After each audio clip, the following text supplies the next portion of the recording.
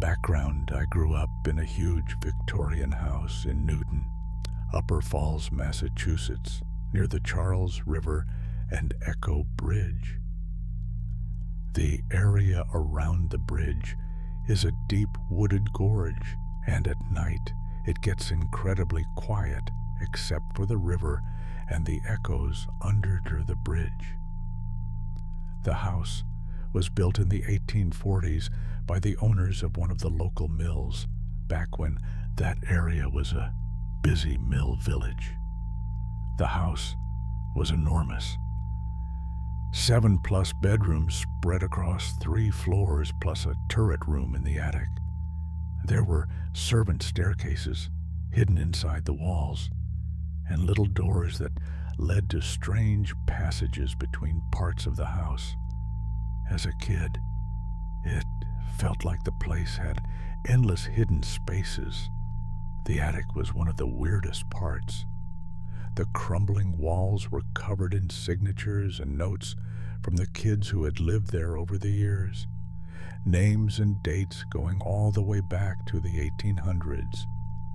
Apparently, every generation of kids had gone up there and left messages. Behind the house, there was also an old carriage house that still had the original horse stalls and an antique carriage from the 1800s. The basement was the part that always scared me the most, though. It had this huge unfinished stone foundation and always felt cold and damp. Even during the day, it felt unsettling down there. I avoided it whenever I could. Most of the strange things I experienced actually happened on the 3rd floor, though, where my bedroom and bathroom were, and where I spent the most time. The footsteps, I heard footsteps. Often growing up, I had 3 siblings and 2 dogs, so it was a busy house, and there was usually a logical explanation, even if I looked around and didn't see anyone right away.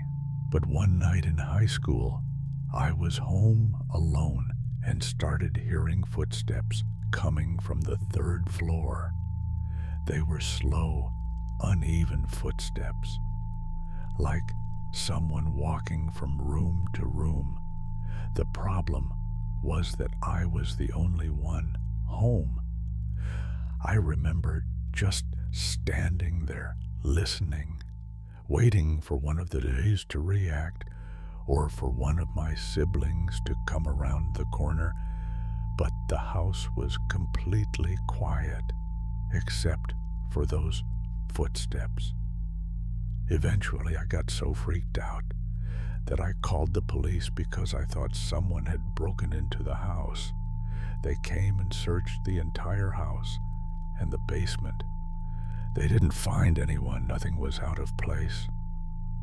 The music, another strange thing that used to happen on the 3rd floor, was when I showered. Whenever I was in the shower, I would hear what sounded like old music, like people singing on an old record.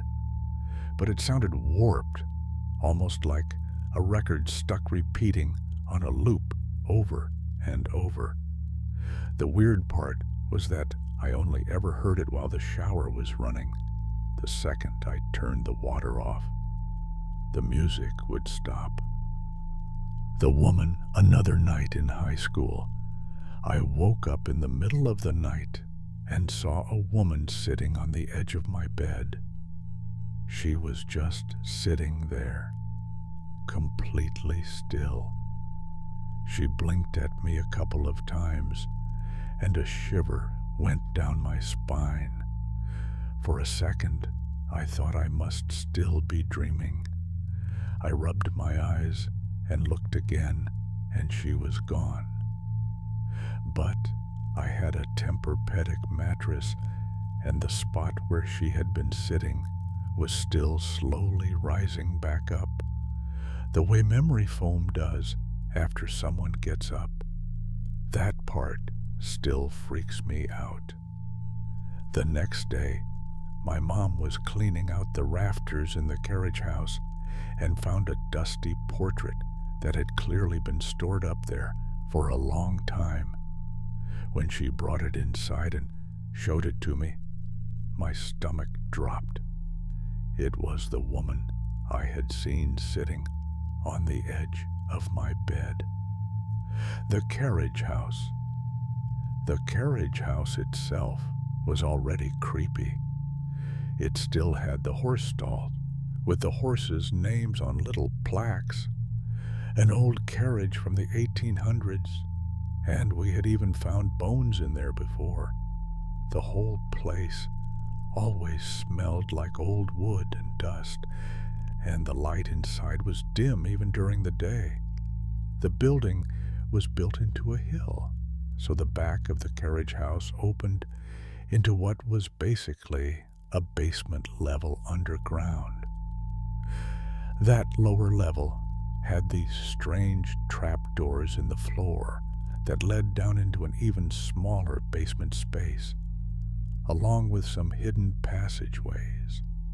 The main door down there had been nailed shut, but the trapdoors could still be opened. Even during the day, it felt like the kind of place you didn't want to spend too much time in. One night in high school, my best friend and I had been out drinking, and a couple guys dropped us off near the carriage house. When we got out of the car, we both looked up at the same time. In the window of the carriage house, we saw what looked like a woman's face looking out at us. One hand was up against the glass next to her face. She wasn't moving, just staring out. My friend immediately started yelling because she thought it was her mom following us. Her mom was extremely strict and honestly the kind of person who might actually do something like that. She started shouting, "Mom, what is wrong with you? Why are you following me?" We ran over to the carriage house to confront her, but when we got there, the face was gone. Nobody was inside. The only thing on the window was a single handprint in the dust, exactly where we had seen the hand. My friend even called her mom right there because she was so convinced it had been her. Her mom was home. To this day, I still have no explanation for any of it, but growing up in that house, it never really felt like we were the only ones there. I still think about that portrait sometimes.